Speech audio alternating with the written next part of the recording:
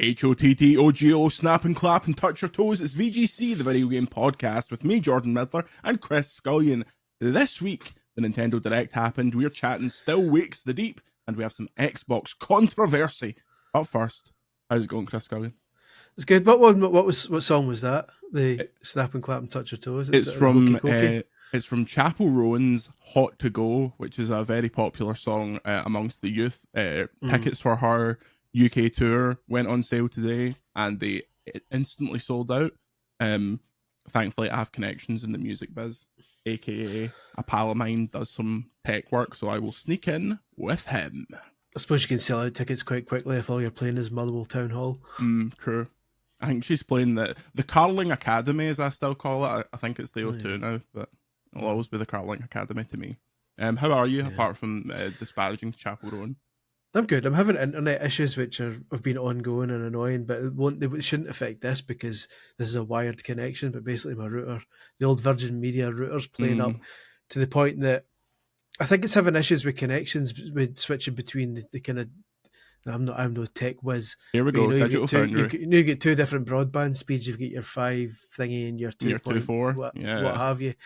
And I think when a console switches between one and the other, the router just goes nope, not having it. So basically, when I connect my PS5 or my Xbox or indeed my Switch, everything's fine and dandy. But as soon as I start downloading something, it'll download about 3 or 4 gigs, and then the entire internet will shut down on everything. Every single device will shut down. And I think it's switching from 2.4 to 5 or whatever to do the download, and then the router's saying, no, can't handle this, too much shit's going on. And then it just packs in the entire internet for like 10 minutes. And then, so I was going to have a nicer kind of webcam today. I was going to use my phone as a camera, which I figured out how to do. And the quality is shit hot, but because it's over Wi-Fi, I don't want to risk shutting down like 10 minutes into this and not being able to continue. So yeah, I'm currently in the process of getting Virgin Media to send out a new, that was the Hub 4. Now they're sending out Hub 5, Revenge of the Hub. I also have a Virgin Media hub that has like a white ring around the top of it. It's like the indication light of what's going on. And when my internet's not working, instead of it just being like red or blue, it glows white, and then it very slowly goes to dark, like it's the life force is draining away from it. Like I don't know if that's the same one. Is that the one that like is really awkward to stand because it's top heavy? Yeah, it's like a bucket of popcorn. Yeah, exactly. That's the 4. That's the Hub 4. So I'm angling for a 5. Virgin Media, if you're listening, as you probably aren't because you're a bunch of feckless bastards. Send us a couple of 5s. I also understand Virgin Media are trialing same speed uploads and downloads, because just now I've got the old 1 gig download, but I can only upload about 80 to 100 megabits. And apparently I can't get it yet, but they're in the process of trialing a gig up and a gig down. That would be lovely. Actual life changing. We're getting to the point now where storage space on computers is too small for the size of videos that I want to make. Like when I was filming those stupid energy drink reviews in LA, I accidentally set it to record in ProRes, which is Apple's like 8K solution. So this 2-minute video was 53 gigs. I was like, oh, okay. So I remember back in the day going, who needs Dropbox? But now I'm like, actually, I could probably do that soon at some point.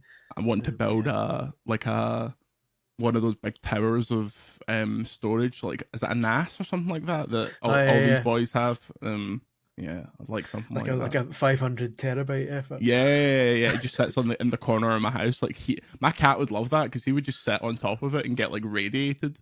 But yeah, internet is never been more complicated. To be fair, Virgin Media, every time I've contacted them, have been useless until I've told them that I use it for my work, and then they shit themselves and fix it immediately, which means there's definitely a fast queue. If we Moira for down the road phones, it'll be 7 to 10 working years. But if you phone and go, you are costing me money and I will invoice you for the time lost, they'll go, okay, we fixed it immediately. Yeah. They're chancers, absolute chancers. Anything else apart from that? No, just the same old. Same old story time again. I was in London yesterday. I'll talk about it next. I can talk about why I was in London next week. But the moral of the story is, I finish my appointment. I'm like, okay, I've got I've got a couple of trains to get to Stansted. I'll get something to eat because the food in Stansted, as we will later find out in this story, is terrible. Go into a wee sandwich shop and I'm like, okay, that looks all right. It's £7 for a sandwich, but you're in London, you know, it's one of those things. And it was quite a big sandwich. Grab a sandwich, go to grab a white monster, which is my tipple, out of the fridge. £3.95. Actually scandalous. 95 pence. You can actually get a 4-pack in Morrison's for £4. I mean, a 4-pack, also known as 2/3 of a shakur. Exactly. Oh no, a 2-pack actually. A double shakur. The most disconcerting thing was there was only a couple of cans left on the shelf, meaning that these boys and girls in London that are in the rat race, that are in the big city, are clearly buying these. So this Johnny sandwich shop is making all his money for these monsters, and that makes me really, really sad. That's unacceptable. The corner shop near me when I lived in London, in Wimbledon, sold Iron Brew really cheap because nobody bought it there. Nice. So that was living the dream. It was like 30p a can. You can still back in the day. Yeah, you can still find those kind of deals in the Bossman shops. Like one near where my partner lives, as I've posted on Twitter, does every flavour of Monster, £1 a can, even if they're price marked as $1.39 on the can. They're just like just get it out of my sight. But speaking of, you interested in an energy drink review?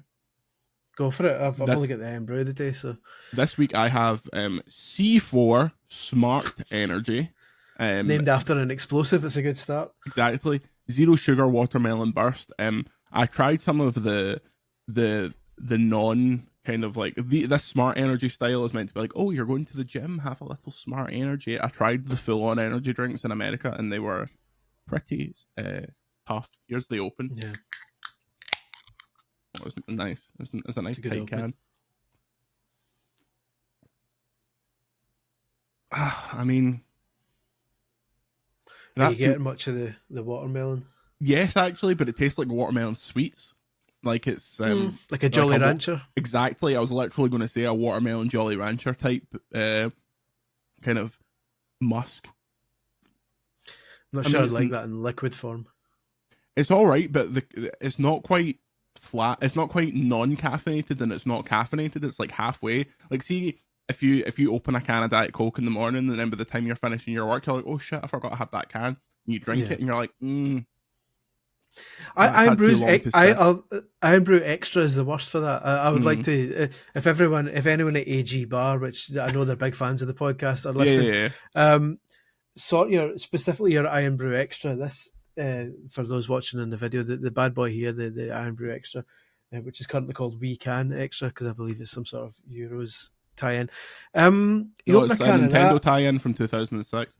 You open a can of that, and within 15 minutes, it's as flat as Holland. And it's like, what's happened? Like, it loses its fizz quicker than any other. Whereas you put a can of Monster in the fridge at night, and it's still fizzy in the morning. Yeah, my partner said that putting cans in the fridge like makes them grow like bacteria. Do you think that's true? That it's like bad to do that, to put an open can in the fridge? We'll find out. Yeah, exactly. I do it regularly. So you'd think I'd be absolutely shagged because the amount of times that I've like had a can of Monster on the go and I'm like, I'm not binning this. This could be. I'm sure. Like, to be fair, I'm sure if you leave it and then forget about it, then yeah. But if it's a case of you do it the night before and then a couple of hours later you take it out again, I'm sure it's fine. Yeah, it's not like in a few hours' time you're not going to get. It's not going to be any worse than it would be just sitting on a desk. She might just be gaslighting me into drinking less Monster, which is probably not a bad idea. Yeah, she'll be like, no, it doesn't get bacteria, just water on its own. Okay, point of order. We have an Elden Ring Shadow of the Erdtree review cast. You can go and check out. That came out on Tuesday with David Carcassoli from PlayStation Universe, Hamish Black from Writing on Games, and from Us Going Drinking, and Jade King from The Gamer. That was good fun. Go and check that out. Spoiler free. It's an extra hour of Elden Ring chat. But let's get into the news. Chris Scullion, you decided to be off during Nintendo Direct this week. You absolute scumbag. But are you ready to ignore most of what was announced and only talk about the cool things? Very much. Sorry, for those watching the video, I'm being ignorant and also sending confidential details to Virgin Media at the same time. You go forever trying to get them on Twitter DM, and they say you send them a message on Twitter first, sorry, X first, so-called, because it's the same side as what referees in the WWE say when people get injured, because the site is wounded. You call the company out first publicly to try and shame them, and then finally they go, "Oh, send us a DM for more information," and then you send them a DM and wait forever, and they finally replied, and I'm like, "Well, I'm not letting this opportunity go." But with the greatest respect to the podcast listeners, I'll merely have to tell them what date my next bill is due to be produced, as if I could ever possibly know that. But yeah, Nintendo Direct. I'm very much. I was very happy with what was revealed during that. I don't think anyone expected Metroid Prime 4. Obviously, it's one of those the Metroid Prime jokes. 4 thing was interesting because like it felt like about the day before or 6 hours before, a few people were like, "Is it Metroid Prime 4 time? Is this what's happening?" Yeah. But yeah. Metroid Prime 4, the most interesting thing to me and the most Nintendo thing ever is that there's a new Zelda game coming out in like 3 months. The Legend of Zelda Echoes of Wisdom. It will be a game in which you play as Zelda. It's in the style of is it A Link to the Past? The Link's Awakening remake. Link's Awakening. I can never keep them straight. In the style of that remake, they look all plasticine. Do you know what I'm up for? I love the idea of being able to play Zelda in a game that isn't on the CDI and isn't Smash Brothers, but at the same time, I would have liked just a normal kind of Zelda game. Not that there is a normal Zelda game; they've all got a gimmick. This copying and pasting gimmick, I need to try. I'm not a very creative player. Like when I play Breath of the Wild, or I've not started Tears of the Kingdom yet, but when I played Breath of the Wild, I just kind of played through it like a normal Zelda game and kind of was pretty straightforward in the way I approach stuff. And then you go on Twitter and see people building, like doing all these kind of weird stuff, and especially with Tears of the Kingdom, the people creating all this weird stuff with the kind of fusing mechanic. I don't really play like that. I'm very much a Route 1 type player. So it's a really cool mechanic. I'm not sure if I'll click with it as much as do with other Zelda games because I just don't have that kind of that creative side of my brain. My brain doesn't work that way that I'll go, oh, maybe if I do this or maybe if I do that, it'll just be make a crate every time. Just like that. I understand that, especially if it's like if the game offers you that kind of solution where it reminds me weirdly of, you know, in Watch Dogs Legion, it was like, oh, you can become any character and get in this way or that way. You can become a butler and sneak in through the servants' quarters. And then very quickly you discovered that a class of character allowed you to commandeer a drone that you could stand on. So you stood on the drone and flew yourself over the top of the mission into the mission bit and complete it. I did that every single time because it was like, well, that's an option in the game. You're giving me an option to do this, so I will do it. No. But yeah, I thought it was a cute trailer. Obviously, the idea of a Zelda game where you play Zelda has been kind of off requested. It was a weird to see people being like, "It's a Link to the Past remake finally," and then immediately people were like, "Oh, it's a Zelda game where you play Zelda finally." Alongside it, they're doing a gold-colored Nintendo Switch Lite purely so that they can take the PS2's record, isn't it? Yeah, and I think, you know, I think now they will. With what I was curious to see how this direct was going to go, whether this was clearly going to be the wind down direct where they dig out any old shite like, oh, here comes we're bringing back freaky forms from the 3DS. Finally, like whether they were going to start doing the dregs of the HD remakes. And in a way they did with Donkey Kong Country Returns. Like why would you bring that back when you've already got Tropical Freeze? But you got Metroid Prime 4, you got the new Zelda. Those two alone make it, and the Mario and Luigi that's coming out, make it clear that there's still good stuff coming to the Switch. And I don't think anyone's going to be running out and buying a Switch who's never had a Switch before based on those games. They've definitely had one by now, but certainly you'll get some people buying that Zelda one, like you say. You'll get people saying, all right, it's time to buy one for my kid. I'm gutted it's not an OLED. The Switch Lite is a lovely bit of kit, but like you cannot go back once you've played on an OLED. Like the screen, it looks like a bloody Tamagotchi screen when you go back to it.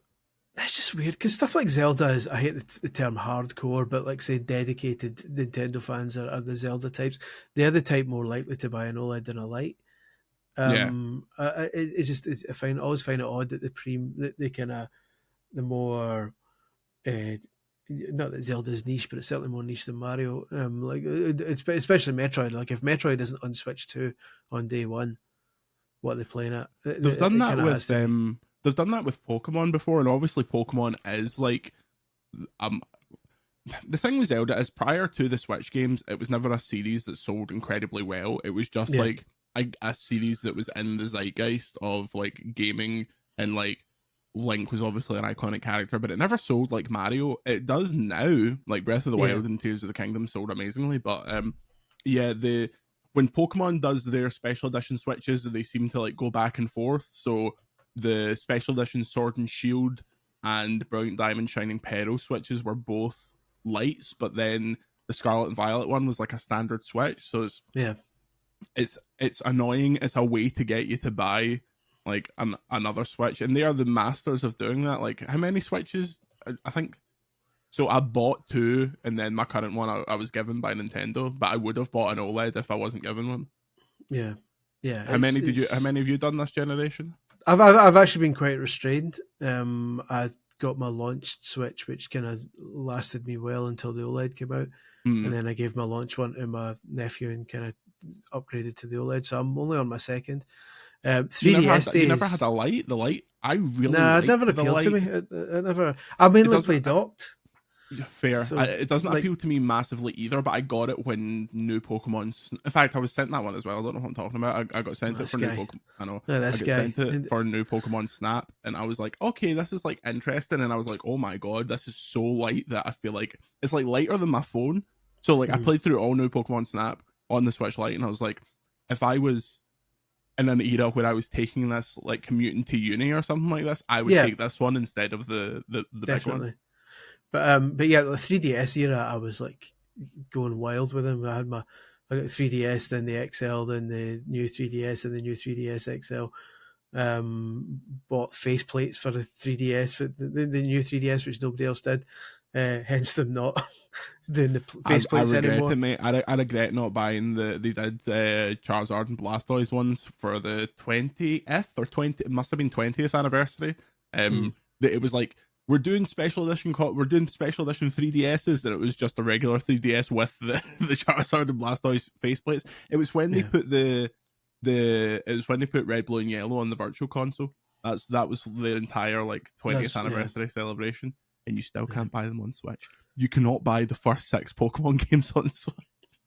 I mean, it's always a weird series for that. I always wonder. I wonder if they ever will again, because they obviously want you to be playing the new one each and every time, because Pokemon's might be an evolution. Wink, wink. Wait. So like it's not like a Mario series where you can go back to Mario 3 and it's got a very different feel to like Mario Odyssey or something. It feels like they want you to forget the previous Pokemon games and move on to the next one. But yeah, but they also every 5 years bring back Kanto because it's the most popular. It's the most popular region, and they are actually very good at merchandising like every region. They're currently releasing a series of. They're in the midst of releasing a series of plushes that are this size called the Sitting Cuties, and they've done them for every single Pokemon up to Generation 6, like no misses. That's unnecessary though. But even the one that's just a set of car keys. I think Klefki will be next generation potentially, but Klefki will sell. They all sell because they're a tenner. For a tenner, you can get a nice looking plush of your favorite Pokemon, and everyone's covered. Like you've been to the Pokemon Center, they're all laid out. Like it's unbelievable. The thing is, it's obvious. I think if it was exclusively up to Nintendo, they would already be out on Switch. But the Pokemon Company is hyper protective of absolutely everything, and thus I think it also opens a bunch of problems if they were to re-release the old games, because if you re-release the old games, people would expect to be able to take those Pokemon and put them in Scarlet and Violet or whatever the next game is going to be. So they would have to set up a way to do that. They have a way to do that with like Pokemon Bank and Pokemon Home and all that stuff, but the last time they released them was they did Red, Blue, and Yellow and Gold, Silver, and Crystal on 3DS, and you could transfer them into the current games at the time. But see if they just released like Pokemon the Kanto collection and it was Red, Blue, and Yellow, and Pokemon the Johto collection, they could justifiably charge like 40 quid for those and people would buy them instantly. Like it would be huge. I just think it's insane. There's currently a window on the eShop that's like rediscover the classic Pokemon games, and it's Pokemon Stadium, Pokemon Stadium 2, Pokemon the trading card game, and Pokemon, what's the name of that puzzle one? Pokemon it's the one that's Puzzle the Fighter. N64 one? Yeah, it's the one that's Puzzle Fighter but Pokemon. Puzzle League. Yeah, Puzzle League. People are like, these aren't the classic Pokemon games that I would particularly refer to instantly when I think about it. But that was when I went for them to bring back Pokemon Dash on the DS. Pokemon Prose, mate. That Pikachu teaches typing, whatever that game was. Pikachu, the game, the Pokemon typing game, has like incredible music that never appeared in any other series. It has like remixes of all the boss themes, and it's just insane. I've still got that upstairs. I got sent 2 copies of that for some reason when it came out, and reviewed one copy and just kept the other, saying this will be rare one day. It's not. No, really not. Nobody wants it. Have you got have you got Heart Gold or Soul Silver with the pedometer? Somewhere. Like those are very expensive now. Which is crazy because like they made so many, but obviously nobody gives them up. Yeah, that's the thing. I made the mistake when I reviewed that, and I made the mistake of using the pedometer in game once, and like loads of kids just started running towards me because the game wasn't out yet. And I was like, there's like 8 or 9-year-olds all swarming around me to see it, and I'm like, kids, it's pronounced pedometer. please don't have people pronounce it a different way. Can you please just let me shop in game without people looking suspiciously at me? It's like, oh god, I don't want to be some sort of Pied Piper of Pokemon. A similar thing happened to me, not the pedometer, but in terms of stuff that was unreleased at the time. When we did the Marvel's Midnight Suns trip, before the embargo had lifted, I wore my Marvel's Midnight Suns hoodie walking the dog, and someone came up to me and went, "Is that a Marvel film?" And I just had to go, it's the next film, mate. It's the next film." I can just imagine him going home, Googling Marvel's Midnight Suns, and he's like, "What? I can't find anything. Like, that's just so weird." Great hoodie. That's the reason that game never sold, because I destroyed the embargo. You were wandering around for an embargo breaking apparel. At some point about 25 minutes ago, we were talking about Nintendo Direct. Metroid Prime 4. Look, I'm glad that people have it, but this trailer screamed to me, this has to be a Switch 2 game, because if not, this grimy ass PS3 looking game was not worth waiting for. Immediately after she lands and she like walks up to a wall, it's like, this texture looks rotten, and they didn't put a date on it. It's like, I bet on Switch day one they have Metroid Prime 4 and Pokemon Legends ZA ready for Switch 2. Like, they just have to at this point. Yeah, it's Metroid's been a series I've always liked, but never been an absolute diehard. I know Andy is a massive Metroid diehard, so he'll be well up for it.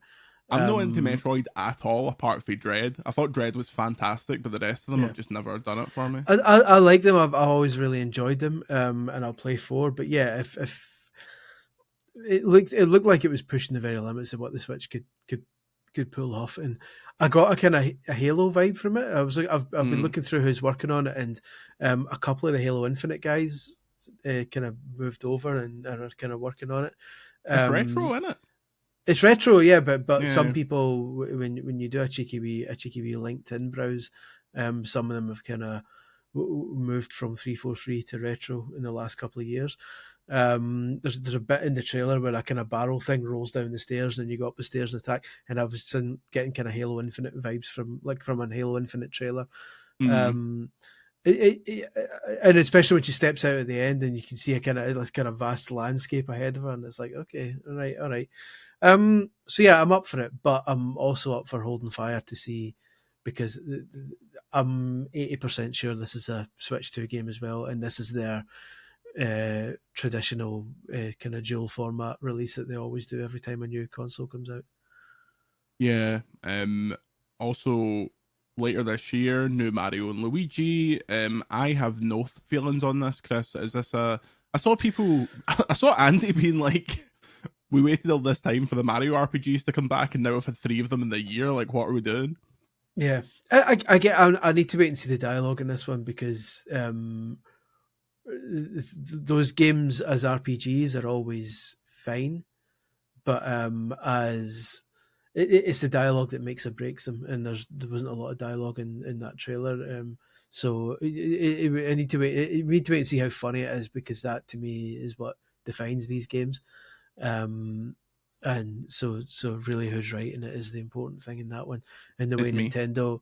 Oh, is it? Oh well, it's going to be full of Chapel Roan references, so look forward to that. But the way that like Nintendo is so secretive these days about the credits for their games and who's working on their games, it's like there's no way of telling just now like who's whether that's going to be good or not. So I'm up for it in theory. I always like a Mario and Luigi game, but yeah, I need to see more of the dialogue before I get pumped. Get pumped. This podcast is all about getting pumped. Yeah. I thought it was a really good show overall. I still think Xbox's show was better. But it was a very solid, not E3 presentation. Price knows what they're doing with those Wind Waker and fucking Twilight Princess ports are finished. I do agree. I do think Xbox was better, purely because of what it symbolized. Like, Nintendo is making more money than most countries just now. So they're like, they didn't have anything to prove with this Nintendo Direct other than business as usual. We're still making stuff. Xbox had to prove something, or they were absolutely doomed. So I think that was a more important presentation than the Nintendo Direct was, purely in terms of their future. But yeah, it just also had some more games I cared about on the had Xbox. Marcus Phoenix. Nintendo Direct did not have Marcus Phoenix, so it didn't. Not that's that really all you need to know. Damn. Okay, before we go to the break, speaking of Nintendo Direct and Xbox, actually, it's all connected. It's all a big circle. They announced a Marvel vs. Capcom fighting collection, which is really, really cool, because these games have not been playable in a long time on modern platforms. It's like six Marvel versus Capcom titles, but it's like The Punisher and Street Fighter versus X-Men, the main one being Marvel vs. Capcom 2. It's coming to the Switch, the PlayStation 4, and the PC. It's not coming to Xbox, not even Xbox One. This is weird. I tend to think that it's a tech problem, which is the same reason it's not coming to PS5. However, people are convinced it's because Xbox is not selling very well. I think it is bad timing, because everything that happens to Xbox that's weird at the minute feels like it's because it's not doing very well, when in this case, I think it's just tech. I've seen someone suggesting that it's a tech issue, that it's the framework Capcom uses for a lot of its retro stuff doesn't really work that well on the original Xbox One. And that's why, in which case I'm thinking, we'll just release it on Series. No, I say just as if developers just click their finger and press the port button and it automatically ports. That's obviously not the case, but I would hope the architecture would be reasonably similar, that you could kind of port it to just the Series X and Series S.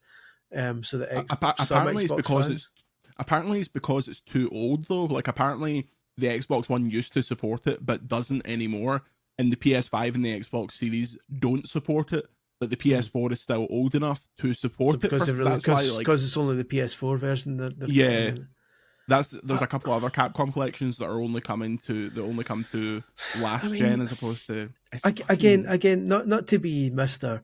telling developers how to do their job, because I'm sure there's nothing more annoying to a developer, but a company like Capcom that is absolutely raking it in just now, you'd think they'd be able to figure out a better way to put ROMs on a modern console, which is essentially what it is. It's like you could play Marvel vs. Capcom 2 on an Xbox in developer mode very easily if you wanted to. And it's all well and good saying, well, the framework isn't compatible with modern hardware. It's like, well, with the greatest respect, this isn't the first time this has happened. There've been quite a few of these retro compilations that the Xbox missed out on. When are we going to get to the point where the framework is either updated or replaced with something that does work on modern hardware? Because you can't just. We've had Square Enix recently saying, like, we need to release games on everything now because, and so I would imagine Capcom ideally want to be doing the same thing, but it's just it's a frustrating one. It's appropriate it's Marvel versus Capcom because I think Xbox fans are being taken for a ride. Here we go. Come on. A wee reference there. Thought it was quite good. No, that's very good. I'm impressed with that. People who don't get that reference won't know what that means, but doesn't matter. This podcast is foundational on references that people don't get. This podcast opens every week with a reference that I hope people don't get. So I don't even get it. I don't even get it most of the time. Yeah. That's how niche we are. I don't get our in-jokes. I don't think this is an Xbox world is ending issue. No. It's annoying for me because I get all the Xbox is my kind of multi-format system because of my achievement hunting prowess. So it's frustrating for me. But like you say, it's not the end of the world. It is. I can understand the frustration that the Switch can handle it, but the Xbox can't. When the Xbox obviously can, it's just like it can, but that's the same. But from an optics point of view, people who don't know the ins and outs of it look at it and go, "Well, how come the Switch can do it?" Because the image that's been portrayed for the past few years is that PlayStation, certainly last gen, PS4 was more powerful than Xbox One. So the kind of implication people are seeing in this is that Xbox, either because it's not selling as well, which I don't buy, or because for whatever reason the Xbox can't handle it. Is it because the Xbox isn't powerful enough? Which also can't be the case, because if the Switch can handle it, then I don't know. Again, this is I'm in danger of entering the pretending I know more about development than I actually do situation. But it's just frustrating that a company with the resources that Capcom hasn't figured out a solution to this. You don't buy it. Neither does anybody else that wants an Xbox. I won't be bloody buying it. I probably not. When we come back, don't worry. When we come back, we will be sticking the boots into Xbox. Sticking the booty into Xbox. Am I right? The puns are just flying I can't believe it. Week. I can't believe it. It's a high quality podcast. The HQP will be back in a minute. And we are back. Breaking news this morning, the head of Xbox Game Studios has implied that Tango Gameworks was closed down due to a change in creative leadership. We're going to a quote from Mr. Matthew Booty. I won't get into the real nitty-gritty details of what went into the decision, mostly out of respect for the people there, Booty said. Just because there was a lot of work which went into delivering Hi-Fi Rush, which is a great game and did well for us. I think the thing to be considered is that for us, it's a much forward-looking situation as it is looking back at one certain game. There are a lot of things that go into success for a game. What leadership do you have? What creative leadership do you have? Is the team the same team that shipped something successful previously? We have to look at all of those things together and ask ourselves, are we set up for success going forward? And while there may have been factors or situations that previously led to success, they may not all still be in place as you look at what you're doing going forward. Matt Booty, please stop talking about this. This is a terrible look, Chris Scullion. Not only because the guy who made Hi-Fi Rush was Shinji Mikami's protege, that Mikami set up Tango to be like, I'll make my game and then I'll push it on to the next generation. They make a game, it is successful, and then Xbox goes, nah, no thanks. It's not good. I mean, this was it Variety that did the podcast. I believe it was done over Skype or Zoom or something. So I believe it classifies as a booty call. Come on now. I think that. I mean, obviously, he gets asked about it. Everyone keeps asking them about it until they actually say the reason, because everyone keeps saying, so why did you shut down Tango? It was doing well. And they go, oh, well, you know. And then someone goes, well, seriously, then the next interview comes and someone goes, seriously, though, why did you shut down Tango? It was doing well. Oh, we have different reasons. And they're inching closer and closer and closer. I'm like, mate, just come out and say it. Mikami bolted and you wanted to shut them down. And like, this is the closest he's come. The closest anyone at Xbox has come to explicitly confirming that was the reason. And I'm sure there's multiple other kind of reasons behind it, but when he's specifically saying who is the creative leaders you have to consider who the creative leaders are in the studio. The major thing that has changed is that Mikami left at the start of 2023. So Hi-Fi Rush was the last game that he was involved in. He didn't obviously wasn't have a proper hands-on role in it. He was executive producing it. But the fact that just as far as Xbox is concerned, he was still the overseer of everything that was going on at Tango. For him to then leave, it would appear that from Xbox's point of view, rightly or wrongly, and in my view wrongly, that clout has gone with him, and therefore they aren't confident that Tango can deliver quality products without Mikami at the helm, which I don't necessarily agree with. And again, that's not be attempting to put words in a booty. It's more just that that's the impression that's what he seems to be dancing around, confirming the fact that the leadership has changed. Therefore, we're not confident that they can deliver the way they used to. I think it's just insane to start this quote with like, we won't talk about it out of respect for those people, and then immediately go, the famous director just pissed off. Also, the games that Tango made, both Evil Withins and Ghostwire, feel like they were received poorer than Hi-Fi. Like, Hi-Fi seems to be the best thing they did, and sure, it might not have sold very well, but maybe Xbox can do some soul searching as to why that might be, rather than just being like, this young exciting team that everyone was super excited to see what they did next. Let's shaft them. But also, and it's impossible to say this without getting the bootlicker replies and stuff like that. We don't know what they were working on. Like, Xbox will have seen what they've been working on next, and maybe they didn't like it.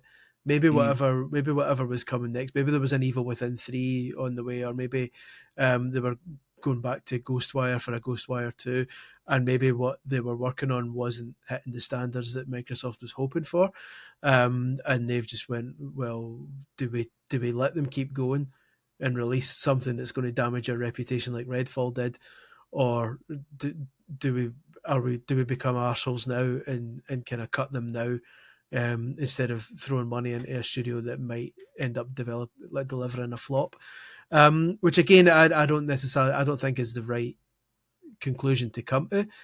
They could be putting more resources into helping them and kind of shuffling people around instead of just outright saying done.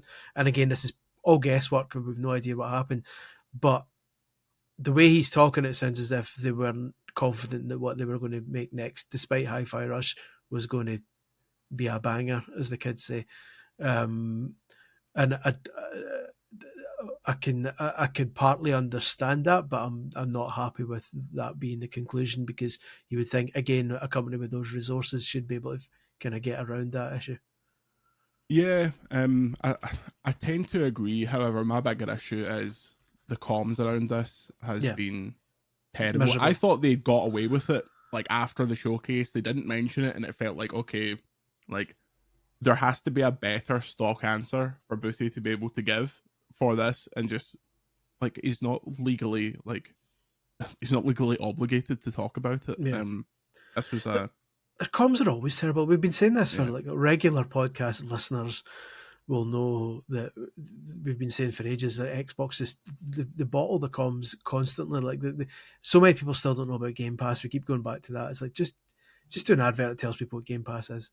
Yeah, we could do it. Me and you could do it in 2 minutes, and it'd be more effective than what they've been doing for the last like decade. Well, I do it anytime people ask me, like friends and family ask me what console to get, and I said, have you heard of Game Pass? No, what is it?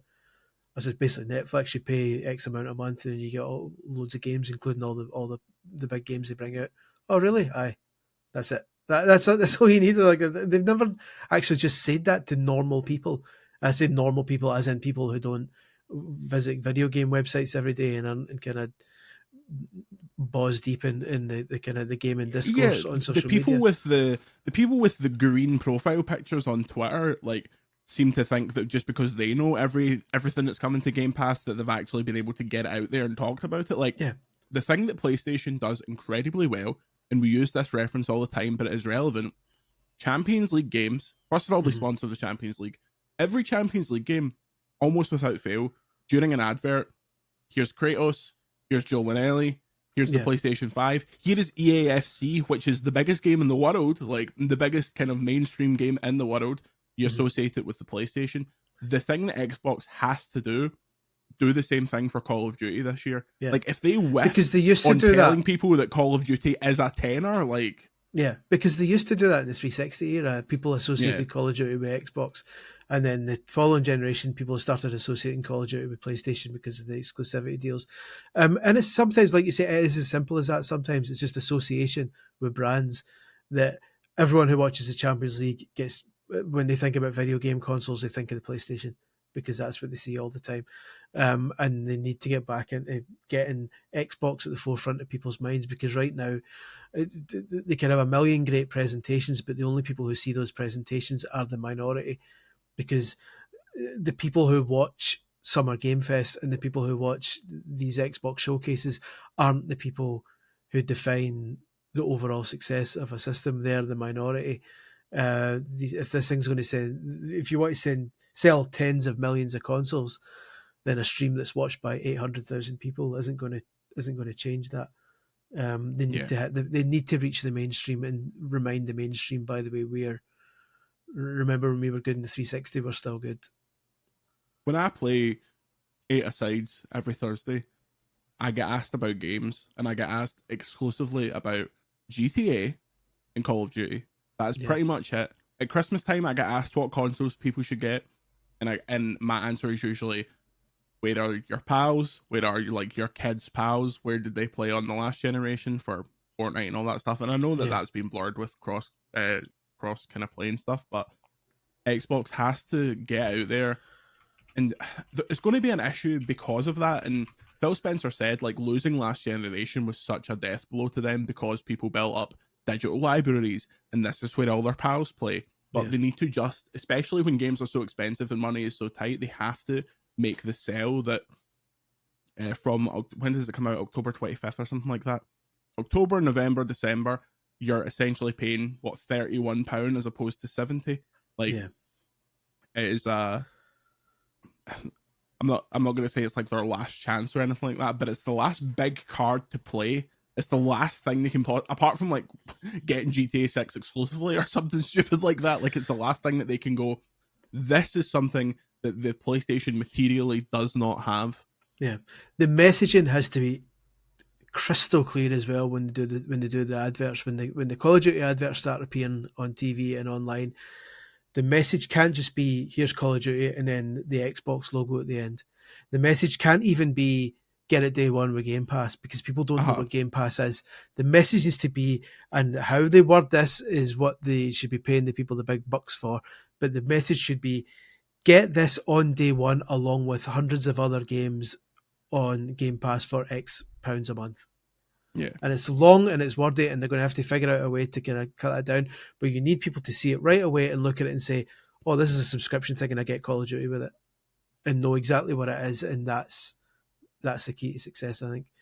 Genuinely, if they copied like a Netflix advert, like have the thing where all the titles like flash in the background and you're like, oh, Christ, and it comes up and it's like $11.99. Just have somebody like, I'll sit on a couch, like put an advert with me sitting on a couch smoking a pipe, and the camera kind of slowly comes in. I go, all right, Netflix, imagine that was Game Pass, and then that's your advert. It only takes 10 seconds, and so it probably wouldn't be that expensive.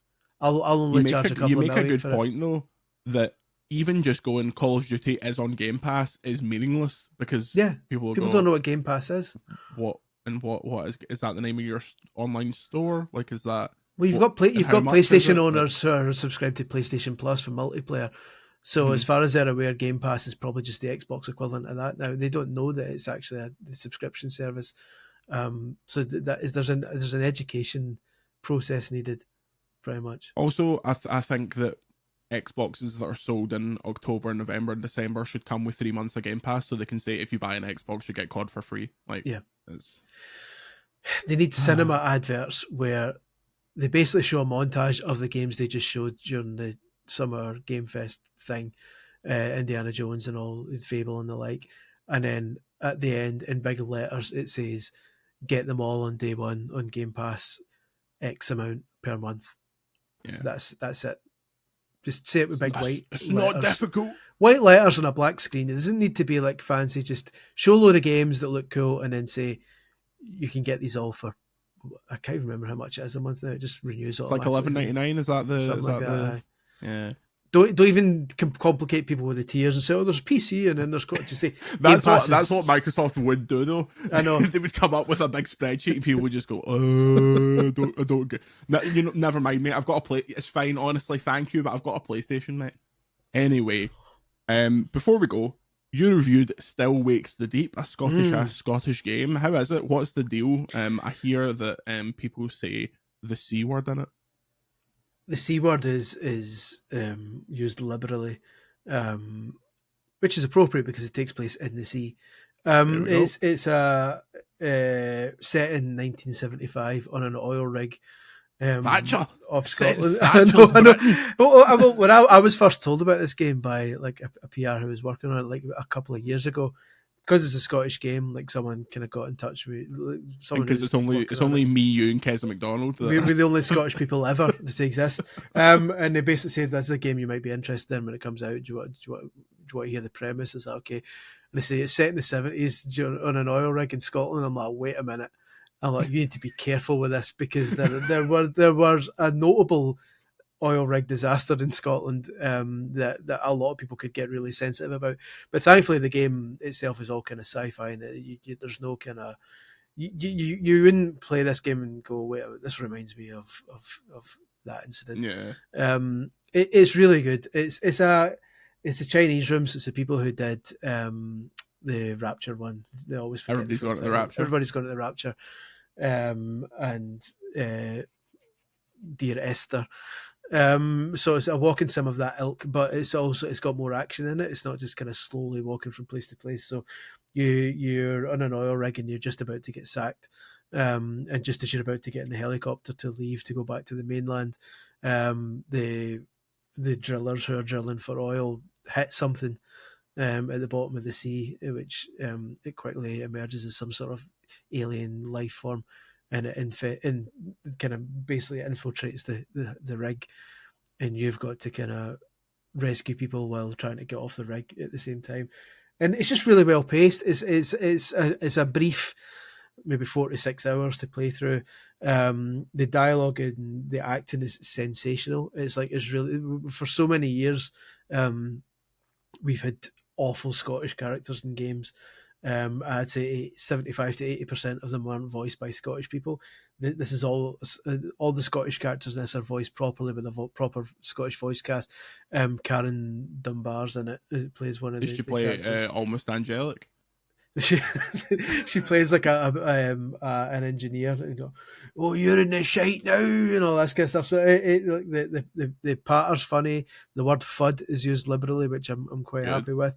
There's lots. Here's the question: when you talk about that, does it do the thing that I currently hate, which is Scottish words as comedy exclusively, or do they just talk in Scots? Thankfully not. It's genuine. It feels like two Scottish people genuinely having a conversation. It's not just thrown in and well that guy's the new you pure dunderhead. I think you'll find Donald Trump is a dunderhead. That guy's a fud. I mean, sometimes the words do feel like they've kind of not been shoehorned in, but the dialogue's been written in a way that these words can be used to almost more for authenticity's sake, but it never really feels forced. So like when the boss is giving you hassle at the start, it's like you might think you're the height of shite on here, but like out there you're not, and it's like, oh, that's quite nice. You didn't need to, like, that's just a wee phrase, and like I've had tougher hairs on my bahookie and all this kind of stuff. So like, but it doesn't feel like you're walking past a tartan shop on. No, like Nessie doesn't swim by. Nessie doesn't swim by in the sea or anything like that. It's like it feels natural, in the best way. It's acted brilliantly. There's optional subtitles. You can English UK. There's English UK subtitles which says Bahookie and FUD and all that, but then there's other optional rest of the world English subtitles which replaces those words with like their English equivalent. So instead, when someone calls them a FUD, it says bastard in the subtitles instead, because like just in case, which is massively racist. But other than that, I'm really happy with it. The game's cool. It's scary, but not that scary. It's there's some really cool creature designs in it. It doesn't overstay its welcome. By the time you're thinking I'm starting to get done with this, it ends. Like it ends at just the right time. It's on Game Pass, which I believe is £11-12 a month. Wouldn't know. Nobody knows what Game Pass is, but Google it. So the fact it's on Game Pass is a perfect, and I was saying in the review, it's almost like a slur to say something's a perfect Game Pass game, because it suggests that it's not it's not good enough as a full price game, but it is the perfect.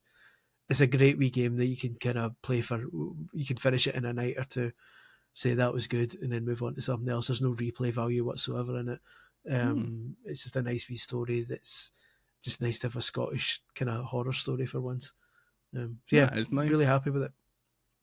Good stuff. I do. It's I fancy checking it out, especially now that you've said it's like 4 hours. That really, really appeals to me. Yeah. Although I've got more Elden Ring to play. the one thing I'd say is it's so full of yellow paint. Like people really? know that's the kind of thing. It's like it literally. I realized like an hour in, like this game is literally moving, looking for the next yellow bit and walking to it, and then the next yellow bit, and the next yellow bit. And there's a patch coming. They've not said when yet, that removes all of it other than the yellow paint you would expect to see on an oil rig in the 70s. So some of the railings and stuff were always yellow anyway in those days, so like that remains yellow. But stuff like a yellow rag being hung over the railing you're supposed to walk past, those will be getting taken away, and the yellow paint splotches next to ledges you're supposed to climb, they're all going to disappear. And I think that might make it more frustrating, because it's a big environment. So I quite liked being guided, but I understand people don't like that. So it's highly recommended, I would say. Very nice. Well, we've done about 55 minutes of games, so if you're only interested in games, you can go away, and we'll see you next week. The last 5 minutes of this podcast will be dedicated to. Let's talk about the Y6, Chris Gillian. You didn't seem as hot on them when we discussed this midweek. So for those unaware, this week on WWE Programming, the Wyatt Six, which is a faction based off the ideas of Bray Wyatt, who passed away in real life a couple of years ago. His brother and some of his like ex wrestling pals are doing a faction together.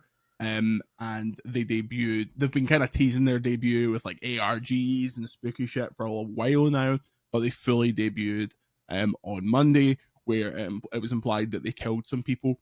They're like creepy monster. Google them. They're like creepy monster characters. Like, here's the problem: supernatural shit in wrestling has only ever worked twice. First time was The Undertaker, second time was Kane, and you could argue that's part of the same storyline. Absolute disrespect being shown to Papa Shango here. I knew you were going to say Papa Shango, because that's the thing. That's the one everyone goes to, and it was a joke.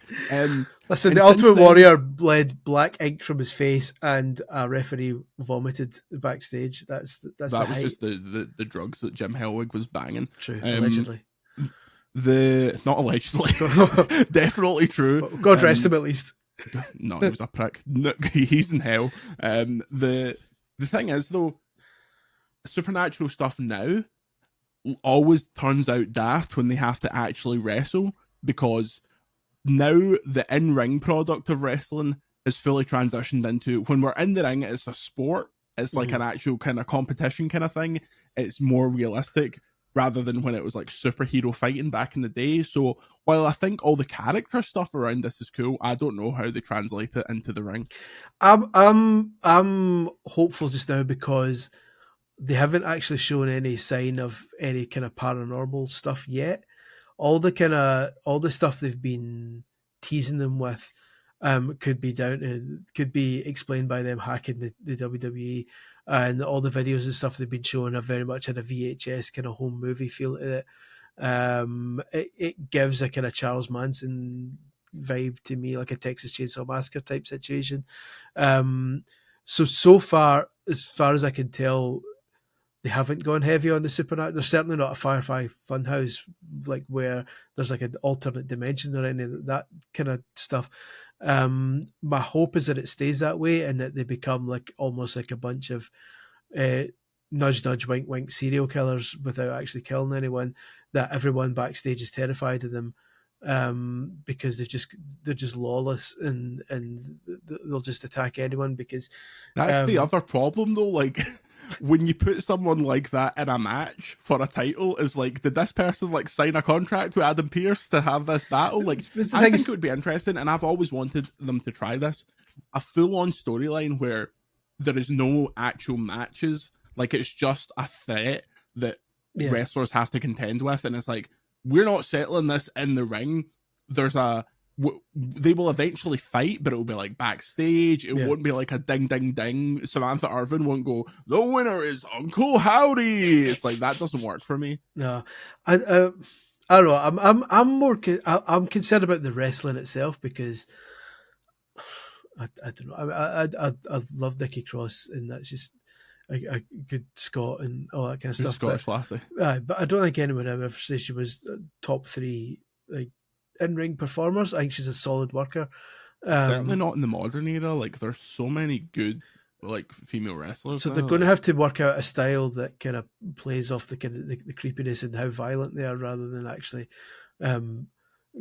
like turn Dexter Loomis getting somebody a crossface chicken wing. They need to, like, it needs to be kind of, they need to play on the violence and the kind of the danger side of things rather than the technical wrestling ability.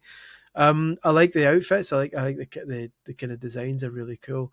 I don't know where they go from here, because where do you go from we've killed some people backstage seemingly?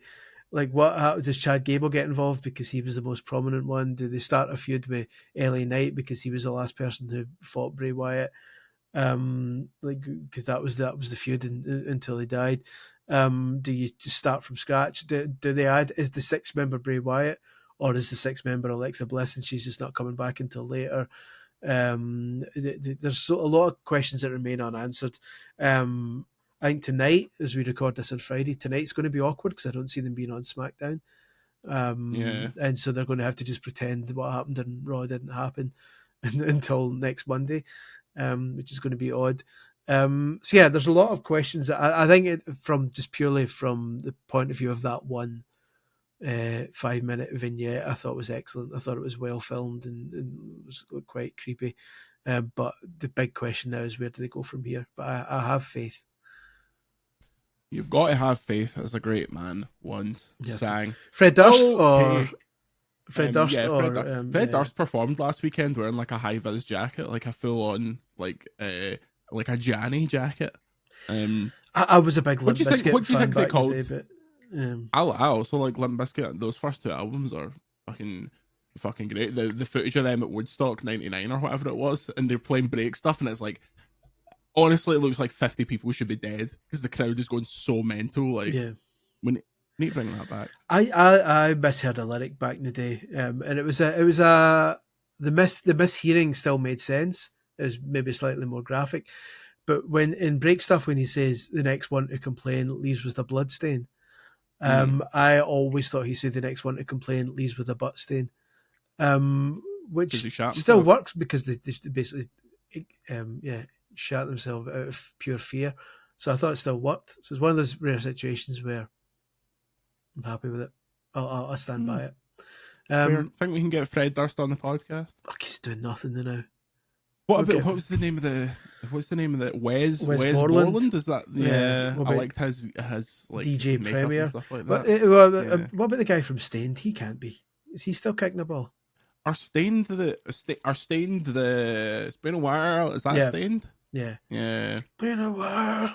I make that joke a lot and forget that it's Stained. A lot of really bad bands of that. Creed, what are they up to? Are they still kicking a Christian ball? Well, they were on a Paramount Plus advert during the Super Bowl as a joke. They just appeared and someone said, "Are they? Can you take me higher?" Creed are responsible for one of the greatest, most tear-jerking WWE Attitude Era promos ever. When Triple H was injured, and then when he came back, and they regularly ran like a promo, like a montage of Triple H coming back, and it was that, "When you are with me, I'm free," and I was like, oh, got you right in the heart. But yeah, My Sacrifice, the greatest of all time. Oh yeah, my sacrifice. Well, speaking of Limp Bizkit, the greatest promo of all time, My Way, Rock Austin. That is There's a lot of videos now on TikTok of people going to see Limp Bizkit, and when they play My Way, they hold up their phone with the promo package. It's so good. That bit in the promo package where like he cheers him a bit too hard, and then Rock does it as well, and then it goes into the and it goes fucking wrestling, man. Flawless. Can't beat it.